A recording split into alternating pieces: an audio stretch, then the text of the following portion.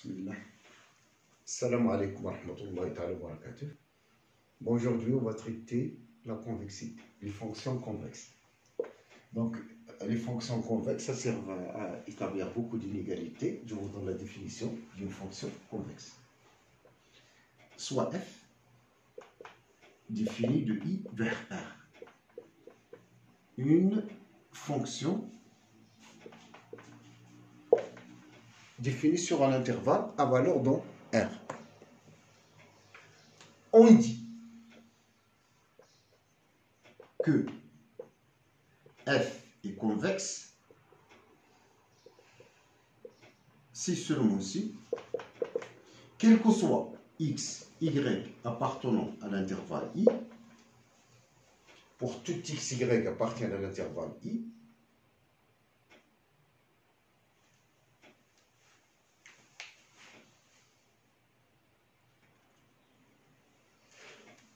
donc, une fonction est convexe si seulement si, pour tout x, y appartient à i, et quel que soit t appartient à l'intervalle 0, 1, vous avez l'inégalité f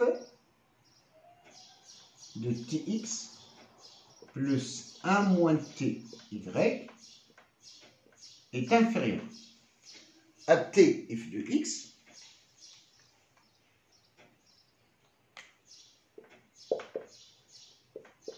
plus 1 moins t f de y. Donc une fonction est dite convexe si on réalise cette égalité. Pour tout x, y appartient à i, on a toujours f de tx plus 1 moins ty est inférieur à tf de x plus 1 moins t f de y.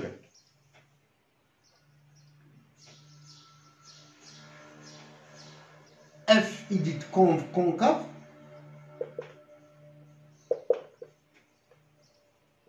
lorsque sur i, si seulement si, f moins f, la fonction opposée, est convexe. Donc une fonction concave sur i, c'est une fonction dont l'opposé est convexe. Et donc, c'est pour cela qu'on traite tout souvent les fonctions convexes. Donc, on se ramène toujours à... je donne une remarque. Au terminal, on dit que la courbe est convexe, mais en sup, on parle de la fonction convexe. C'est la même chose, mais là, on parle de... Parce qu'on traite là la convexe dans un autre sens, autre que la courbe. Bon, je traite un exemple.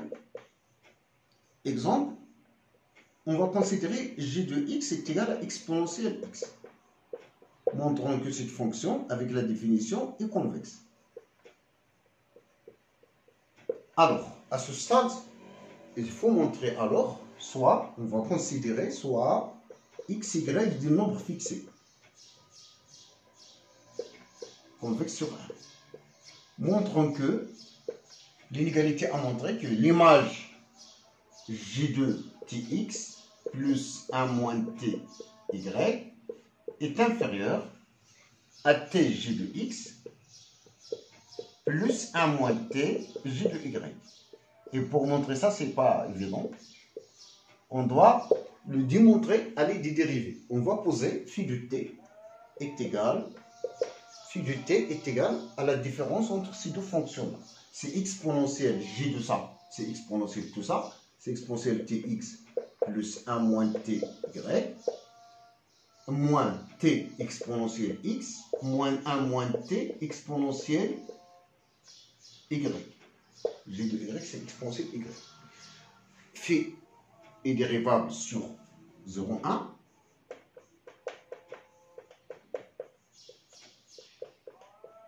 Donc phi est clairement dérivable sur 0, 1. La dérivée de cette fonction, la première dérivée, on aura besoin aussi de la deuxième dérivée, la dérivée de cette fonction. On va dériver là par rapport à t. Les x et y sont des constantes. Donc pour dériver l'exponentielle phi de x, ou exponentielle h de x, je dérive là, ce qui est en haut. Donc la dérivée de tout ça, en sachant que t c'est la variable, c'est x moins y. Donc c'est x moins y exponentielle cette expression, c'est-à-dire là, x moins y fois t plus y. Le terme à côté, la dérivée de t exponentielle, c'est l'exponentielle x est une constante, donc c'est moins exponentielle x. La dérivée de terme à côté, la dérivée de ça, c'est moins 1 fois exponentielle, donc c'est plus exponentielle y. Mais le signe n'était pas clair. Donc je dérive une deuxième fois. Mais après avoir dit quelques mots sur la dérivabilité, je dérive une deuxième fois, j'obtiens là x moins y au carré, exponentielle x moins y t plus y, la dérivée encore une fois. Là, c'est des constantes qui vont s'éliminer. Et apparemment, ça, c'est une fonction dérivée et donc positive. Et j'ai alors mon tableau de variation de phi de cette fonction auxiliaire qui va nous permettre de déterminer le signe. Donc, j'ai un tableau de variation. J'ai maintenant mon application.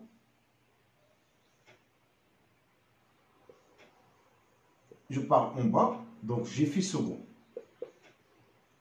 Phi second de t entre 0 et 1.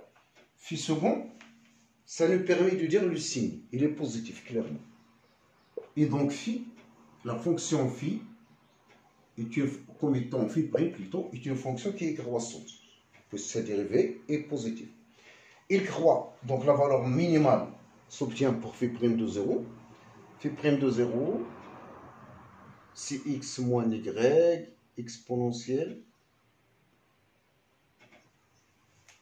x moins y exponentielle y. Donc phi prime de 0 est égal à x moins y exponentielle y moins ex plus y.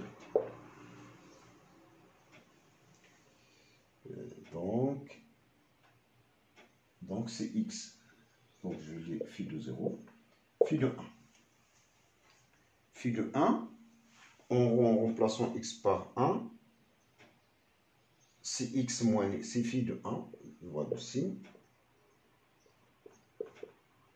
Donc il faut donc déterminer le signe de phi de 0. Donc phi de 0, j'en aurai besoin. Phi prime de 0, c'est x, c'est exponentielle y, facteur. Bon, de 1 de x, est-ce que c'est possible de faire avec les accroissements finis? Peut-être. Fait. Bon, c'est mieux de faire. Donc, phi de 0, c'est quoi? C'est x moins y fois exponentielle y. Moins exponentielle x moins exponentielle y. Donc, on sait qu'il existe un c entre, d'après le théorème d'accroissement fini, il existe un c entre x et y, tel que ça, tel que ex moins ey, c'est un c, c'est la dérivée, c'est exponentielle c fois x moins y, taux d'accroissement. Et donc, c'est x moins y, exponentielle y, moins exponentielle x moins y, fois exponentielle c. Donc, c'est x moins y facteur de exponentielle y moins exponentielle c. Et donc, ça dépend de l'ordre de x. C'est par exemple, je vais vous situer dans un cas, c'est par exemple x inférieur à y ici. Donc, le c, il est là. Il est entre les deux. C'est on a x entre, c'est entre x et y. Alors, il est naturel de dire que y est supérieur à c. Donc, c. Et donc, j'aurai exponentielle c moins exponentielle y est négatif. Vous voyez, là c'est négatif. Et x moins y est aussi négatif. Donc et l'autre cas c'est pareil. Vous trouvez aussi c'est toujours positif. Donc j'ai une quantité là qui est positive. Donc le sinus, c'est la dérivée phi prime de x, est positif. Et donc ma fonction phi est croissante. Et donc j'évalue en 0. J'ai phi de 0. Vous voyez que facilement. Vous trouvez 0. Bon, 0, ici c'est 0. Ici c'est moins exponentiel y. Ici c'est exponentiel y. Donc c'est 0. Vous trouvez c'est 0. Et les croissants, donc la fonction elle a une valeur minimale atteinte en 0 sur 0,1. Donc elle est partout positif. Et donc on a démontré une inégalité de convexité. Et donc la fonction exponentielle est convexe. Mais là, on verra qu'il y a des choses très faciles que vous connaissez déjà. Mais bon, proposition. Je donne cette proposition, mais on la démontre à la fin du chapitre. Proposition. Si f est dérivable sur un intervalle i,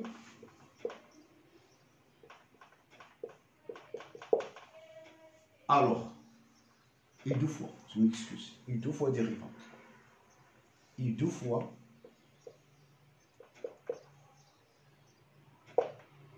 dérivable sur un intervalle i non trivial. Non trivial, ça veut dire qu'il a une longueur qui est déjà supérieure à 0. Alors, f est convexe sur i, si seulement ici, quel que soit x appartient à i, la dérivée seconde est positive. Donc ce théorème, on le démontre à la fin du chapitre. Pourquoi je veux le pratiquer avant de la démonstration. Et parfois, il est très important d'utiliser des théorèmes maintes fois et après, on retourne à des démonstrations des théorèmes. Exemple de tout à l'heure. Exemple, on compose g de x est égal à moins ln de x. Il est clair, le domaine de définition intervalle de fonction c'est 0 plus l'infini. G est deux fois dérivable sur 0 plus l'infini. Et quel que soit x appartient à l'intervalle g, quel que soit x appartient à l'intervalle 0 plus l'infini, g seconde de x, la première dérivée c'est moins 1 sur x, la deuxième dérivée c'est 1 sur x au carré. Donc g est convexe. Encore une fois, on dit ici la fonction qui est convexe sur 0 plus l'infini. Voilà les fonctions convexes. Maintenant, on peut, donc pour démontrer qu'une fonction convexe est deux fois dérivable, il suffit de montrer que la dérivée seconde est positive. Donc, connaître qu'une fonction est convexe ne pose pas de problème lorsque j'ai une fonction dérivable. Mais j'ai une inégalité importante. Inégalité de Johnson.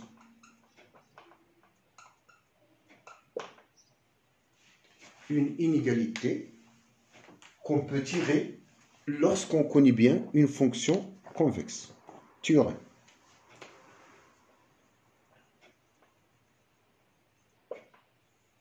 Soit f, une fonction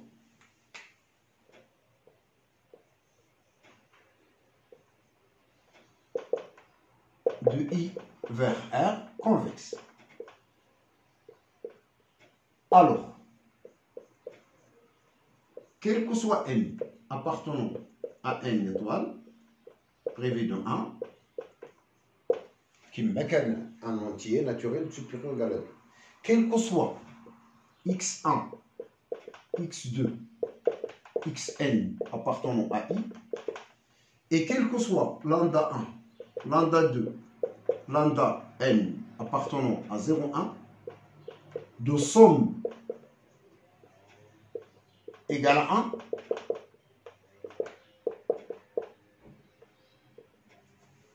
on a f de la somme de lambda i xi, i égale 1 jusqu'à n,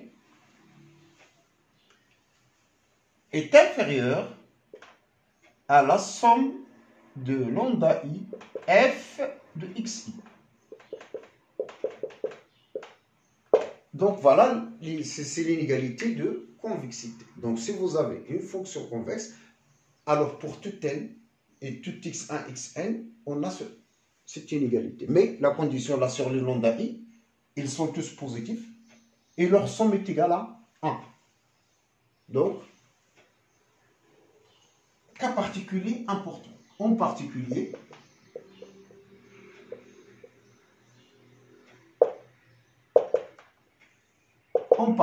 on peut prendre les lambda i, sont tous égaux.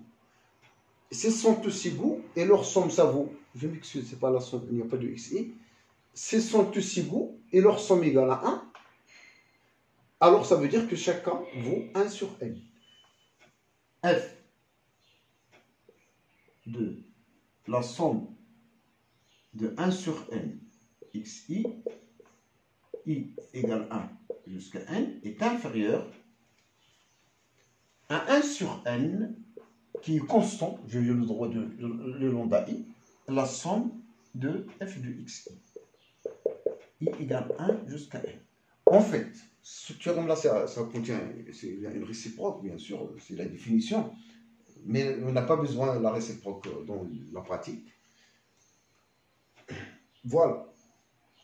Parce que pour montrer qu'une fonction est déjà convexe, il y a un outil plus simple, c'est la dérivée. Et donc, voilà. Par exemple, tout à l'heure, h moins ln de x, donc moins ln de la somme pour les xi des xi sur n, i égale à 1 jusqu'à n. Par exemple, là, j'applique à f égale à moins ln. Elle est inférieure, puisqu'il est moins ln, à moins 1 sur n, la somme de ln de xi, i égale 1 jusqu'à n. Et on peut profiter de ça. On va par exemple passer à l'exponentielle et éliminer le moins. Donc on obtient que ça, en passant à l'exponentielle, donc le moins va éliminer, ça veut dire que là, le nombre supérieur de ce côté, donc c'est la somme de xi sur n, i égale 1 jusqu'à n. Et là, c'est l'exponentielle en mettant la puissance sur xi, donc la somme de ln, c'est ln de produit, et le 1 sur n, ça nous donne la racine unique de x1, x2, xn. Donc là, je répète là, le membre qui doit être de ce côté, après avoir éliminé le moins, c'est ce terme. Et donc, là, j'en ai, c'est la somme de ln, c'est ln de produit. Et là, le 1 sur n, il va monter pour mettre sur la puissance. Et donc, ce membre-là, après avoir éliminé le n de l'exponentielle, on obtient la racine énième de ce produit est inférieure à la moyenne des x. Voilà une inégalité. Pour la preuve, on va le démontrer par récurrence.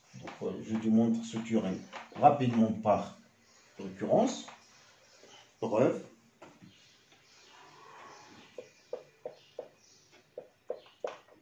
Par récurrence. Le cas n égale à 1, c'est la définition. Donc, n égale à 1, c'est la définition. C'est juste la définition. Tout à l'heure, on dit qu'il est convexe lorsque j'ai f de tx plus a moins ty est inférieur à tf de x plus 1 moins t f de y. Tout le temps, la somme des lambda, j'ai lambda 1, lambda 2, et donc vous avez la preuve. Pour le cas, n égale à 2 n'a rien à dire. Et n égale à 2, je m'excuse. C'est la définition juste de la convexité. Maintenant, on va passer à supposer la propriété est vraie pour 2. Supposons soit n appartenant à n étoile prévu de 1. Supposons pi de n vrai. Avec notre pi de n, bien sûr, il est clair, et si f est convexe, par hypothèse, f, quel que soit lambda 1, lambda n, appartenant à 0,1 ou appartenant à R+, tel que la somme de lambda i égale à 1, égale 1 jusqu'à n, on a f de la somme de lambda i, xi, i jusqu'à n est inférieure à la somme de lambda f de x. C'est l'hypothèse de réponse, c'est la propriété P. Montrons P plus 1. Soit donc lambda 1, lambda 2, lambda n appartenant, lambda n plus 1, le dernier élément, appartenant à quoi? À 0,1. Avec la somme de lambda i égale à 1. I égale à 1 jusqu'à n plus 1. Et x1, x2, xn plus 1 appartenant à l'intervalle en question. Alors, en fait, la somme de lambda égale 1, c'est on suppose. Donc là, la récurrence normalement, il était écrite sur le nombre de termes, qui figurent dans l'expression. C'est par exemple un terme égal à 1. Tous les termes sont nuls. S'il existe un i appartenant à 1n plus 1, tel que lambda i égale à 1. Qui va se passer? J'ai la somme de mes lambda i, tous égale à 1, tous positifs. Donc les autres sont nuls. Alors, j'ai ma somme. Ma somme, c'est 1. Et tous les lambda i sont positifs. Et il y a au moins un qui vaut 1. Donc s'il existe un i 0, alors quel que soit i appartenant à 1, n plus 1 privé de ce i 0, on obtient lambda i vaut 0. Ah, clair. Et donc, l'égalité qu'on a montrée, peut-être, ne peut être qu'une égalité, peut-être. Bon, et donc, il devient alors la somme. Cette somme-là, elle va devenir lambda i0 xn plus 1. Lambda i0 est inférieur à lambda, la somme de lambda i, donc à lambda i0, f de xn plus 1. Là, on va prendre un élément, un autre élément, par exemple, il suffit de prendre la somme 1 moins lambda i0, qu'on veut c'est 1. Ah, peut-être, c'est mieux de remplacer sans aller plus loin. Avec lambda i0, c'est 1. Donc, c'est quelque chose de très bien. Donc, on va supposons maintenant que quel que soit i appartenant à un n plus 1, lambda i différent de 1. Donc, si un facteur vaut 1, tous les termes récents sont tous nuls, et donc il n'y a rien à démontrer. Donc, donc, on va maintenant réécrire. Donc, f de xi égale à 1 jusqu'à n plus 1 fois le coefficient lambda i. Je peux donc isoler le dernier terme et jouer à utiliser le cas n égale à 2. Lambda i xi égale 1 jusqu'à n plus le terme lambda n plus 1 xn plus 1. Voilà. Voilà pour l'idée. L'idée, c'est de rendre cette expression-là, d'abord, en le traitant avec juste la définition de la convexité, f de tx plus 1 moins ty inférieur à tf de x plus 1 moins tf de y. Et donc, il est donc indispensable j'ai un lambda n plus 1, x n plus 1. J'aurais besoin de 1 moins lambda n plus 1. Et donc, j'ai écrit cette expression.